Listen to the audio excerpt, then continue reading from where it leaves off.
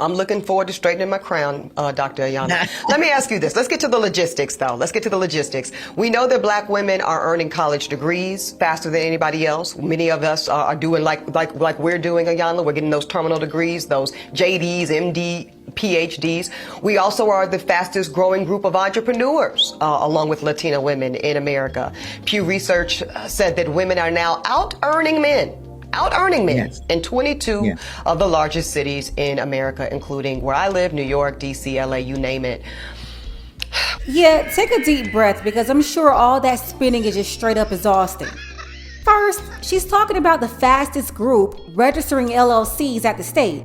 Most of these businesses are ran by sole proprietors. Most don't have any employees. Most aren't generating much revenue at all. And even if revenue is collected, most account for little to no profit.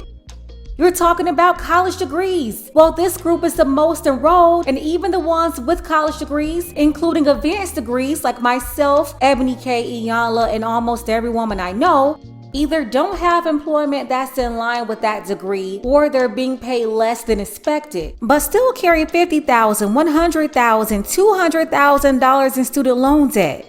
And that's just the college loans, not to mention the luxury debt they rack up, because these women are also the most materialistic. So they rack up tons of consumer debt on credit cards, going to Saks and buying high designer, luxury BMWs and cars they can't afford, some with high interest rates if they have bad credit. And we're not even going to get into the homes that people are purchasing, especially in the last few years, that's overpriced. And most recently, since the Fed hiked the rates up, they're still taking out loans with high interest rates. We're not talking about 2% or 3% anymore. You're looking at 6% and 7%. So they speak on these things out of perspective, totally ignoring the true financial health of the group. Most of these same women have low net worth or negative net worth.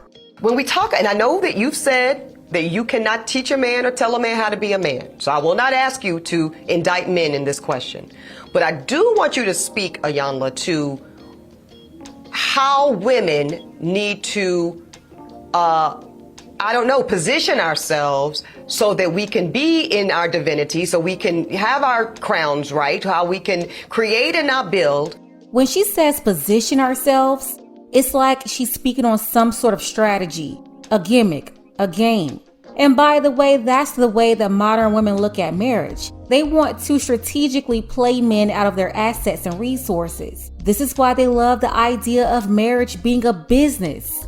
They want to outsmart the man and take him to court like Tyrese and get a judgment for over $636,000. Oh yeah, and then get online in front of everybody about how they're such a good traditional woman and giving advice to men.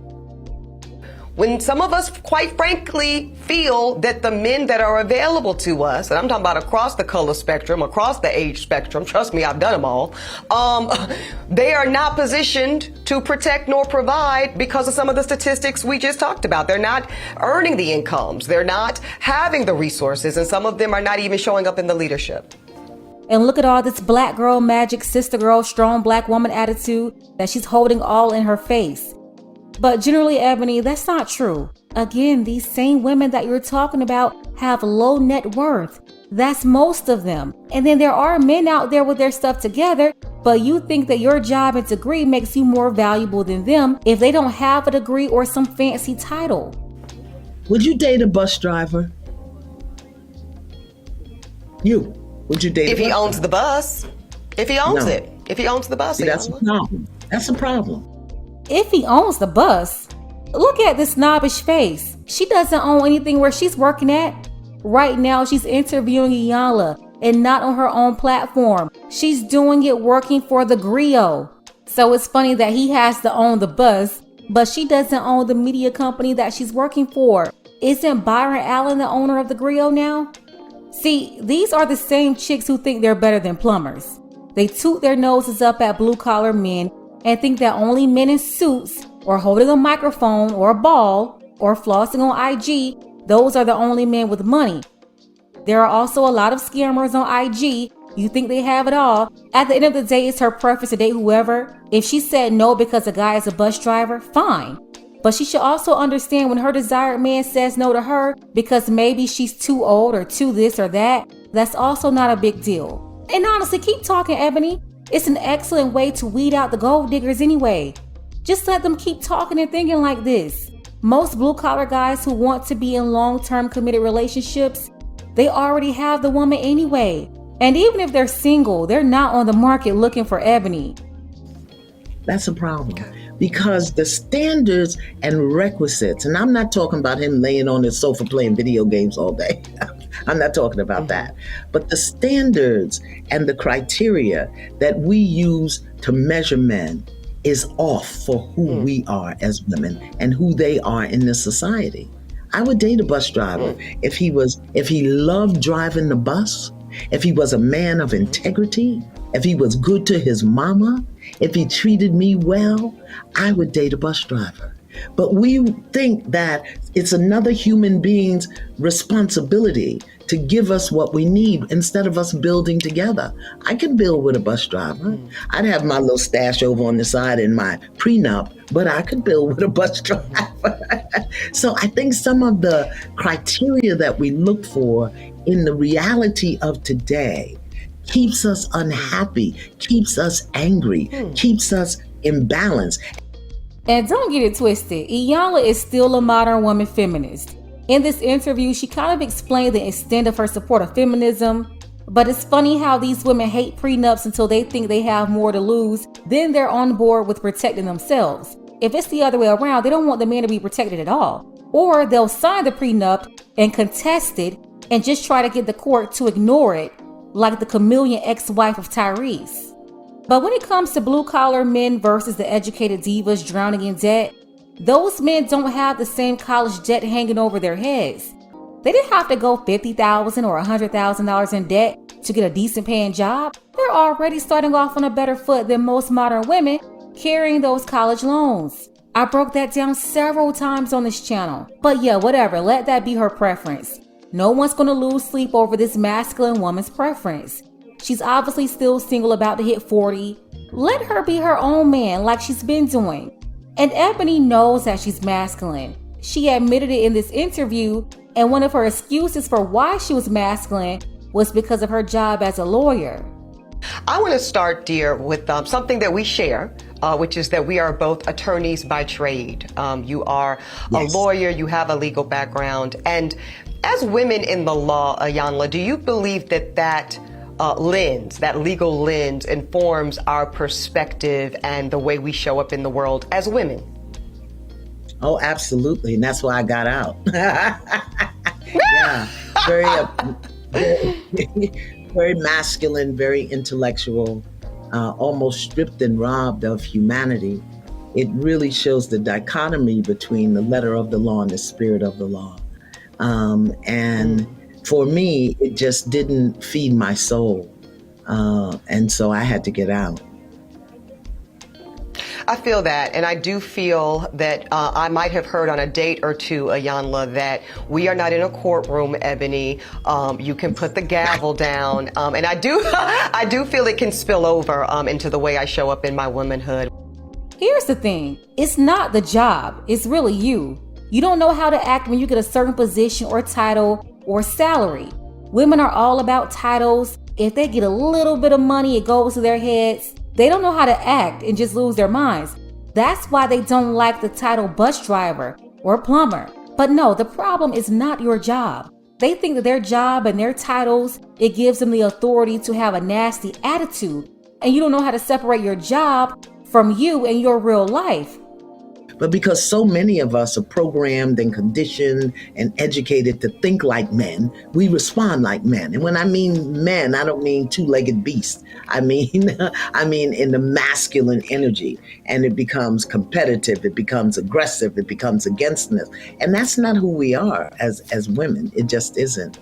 And I think for Black women, particularly for us, the way that we've been programmed and conditioned and educated in the society to expect less, to accept less, to be angry and to complain, but to not really step into our authentic self, our authentic power as women, and create what we want, even if that's create the demand.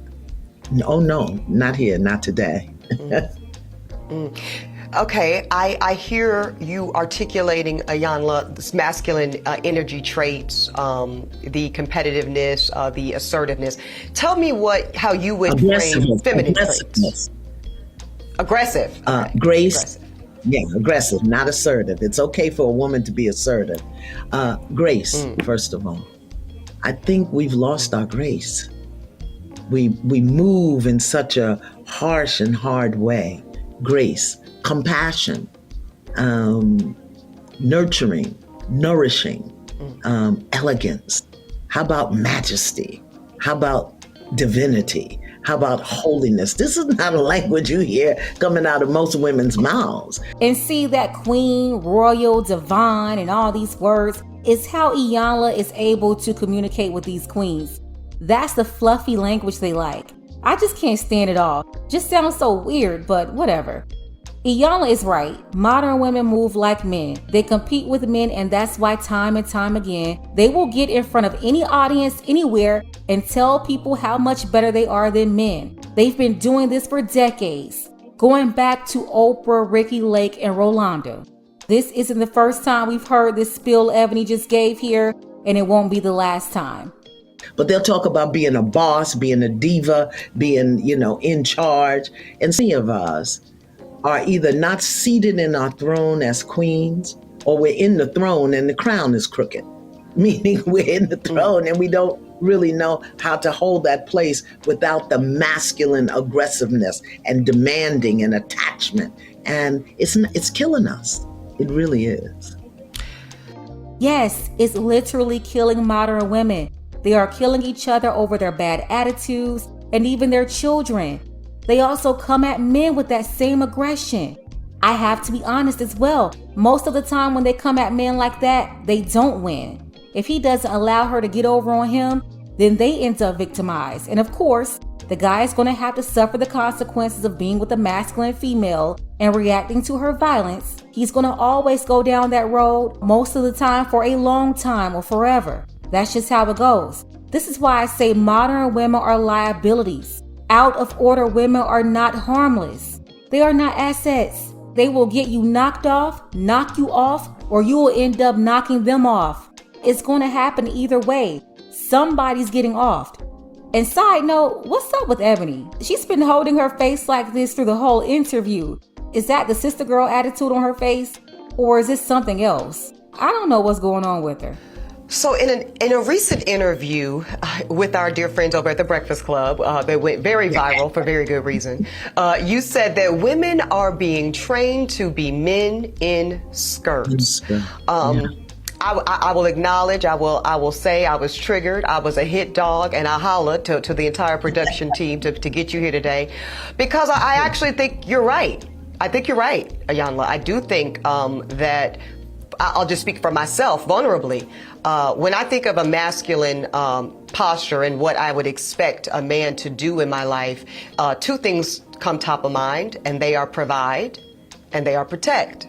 Yeah, they all understand that a man is supposed to protect and provide, but they start acting dumb when it comes to knowing a woman's role. That, or either start making excuses for why they won't fulfill the role.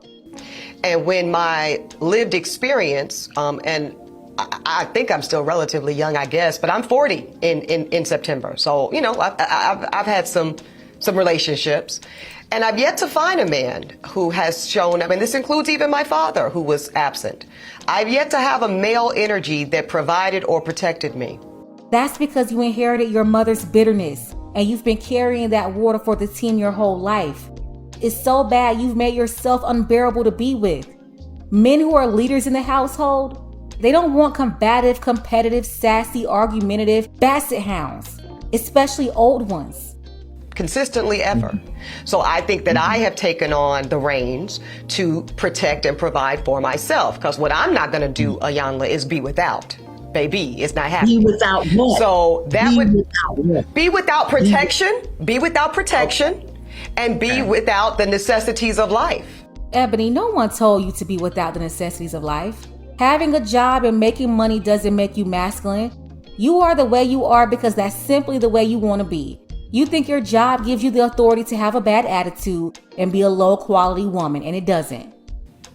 Okay. But I say that with an invitation, Ayanla, check me. Show me the error of my ways. Tell me how I might be missing it, because I might be.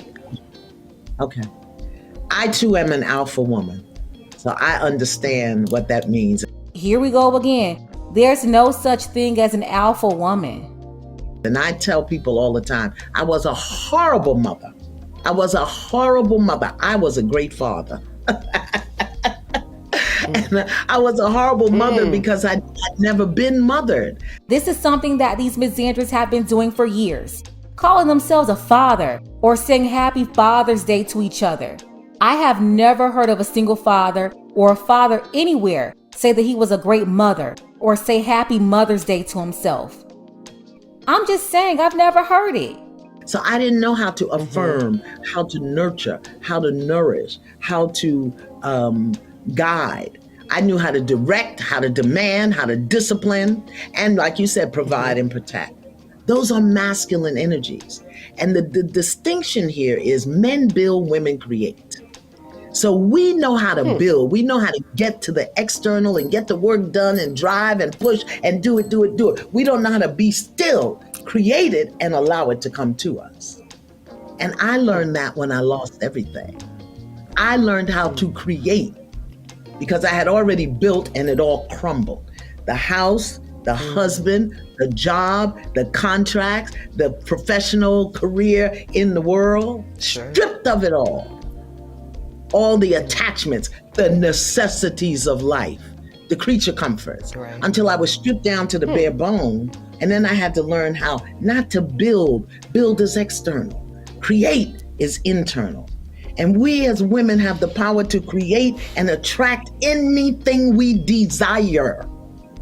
But we don't get still. We won't shut up. And we manage everything through fear, control, and survival. You are describing me to a T, Miss Ayanla. Women in general, they don't want to hear. They think their way is right. And I'm crazy when I say sit down, shut up, and listen, and you can create what you want. They don't want to hear that. And that's usually how it goes because modern women are hard-headed. They don't listen. Remember Iyanla? Shahrazad Ali tried to tell Iyanla decades ago. Her and all the other feminists, they wanted to debate her. Now all these years later, Iyanla is trying to turn a new leaf and selling femininity programs.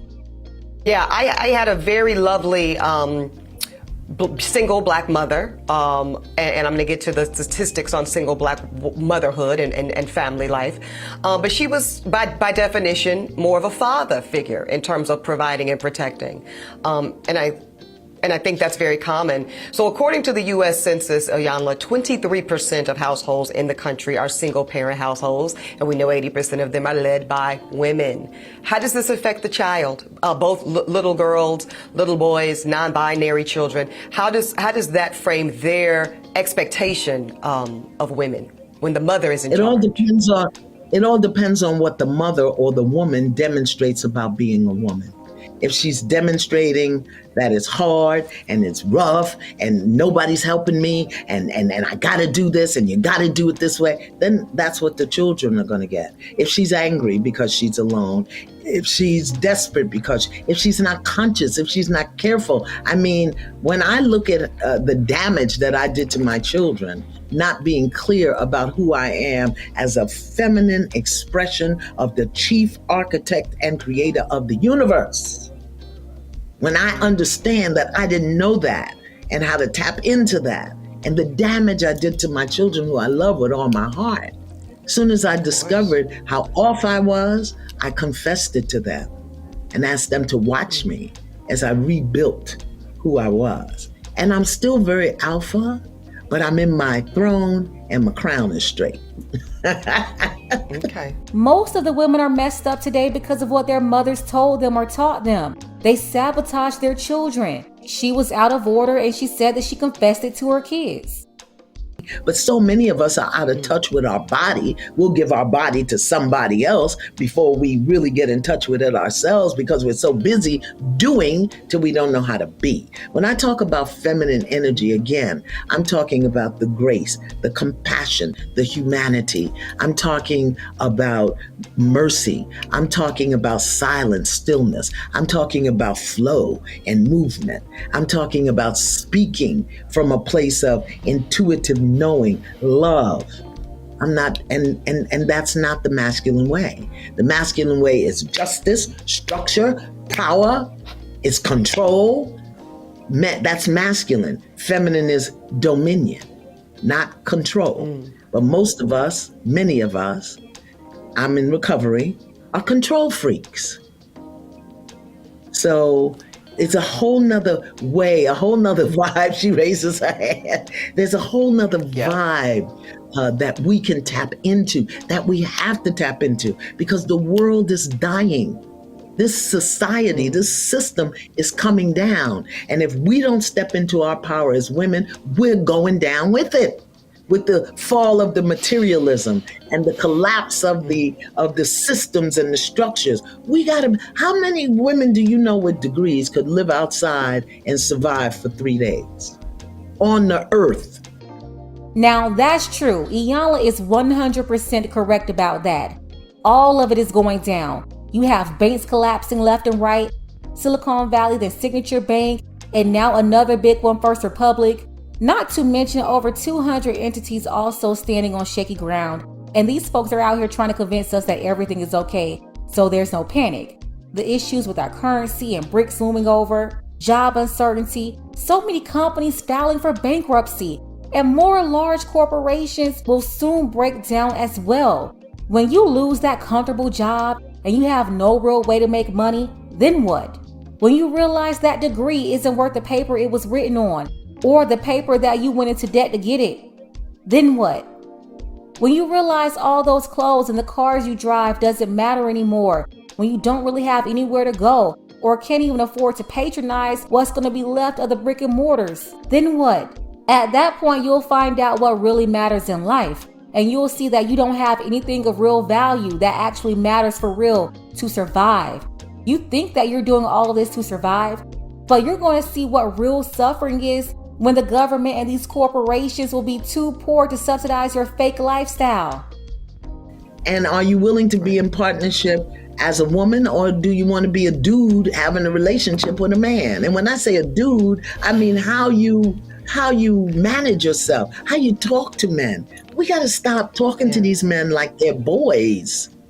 Even if he is driving the bus and he don't own it, or picking up trash, even if he did 7.5 to 15, that doesn't give us a right to use this divine instrument called a throat and a voice to demean somebody. Yeah, because most modern women are dudes. It's sad because men in relationships with them are basically with another man in a wig and makeup, but still with female DNA and body parts. Everything else about them, though, is like a man. I think Steve Harvey really got them confused. Still, though, Iyanla is definitely one of these women. She's been that way for decades. She admitted it here in this video, but it sounds like she analyzed her life, saw her wrongdoing, and now she's trying to help Black women see the same, I guess. She's selling this program for women. Do you think Iyanla will be able to convince them that they really have a problem? Because one of the main issues with these diva boss chicks is that they really think they're perfect and everyone else around them is the problem. Let's go ahead and get the conversation started. Let me know what you think about this below. Special thank you to Robert P. I appreciate you for all of your support, as well as Nathaniel. He and his girlfriend recently got engaged. She was the one who put him on this channel. So shout out to Nathaniel and his fiance. And thank you to our brother Dark Power. I appreciate you as well for always supporting the channel. Don't forget that you can support this channel as well. Links to Cash App and PayPal are below. Ladies, fellas, want a balanced analysis, want the truth from a woman's perspective? Then you're going to want to subscribe to this channel, and don't forget to like and share.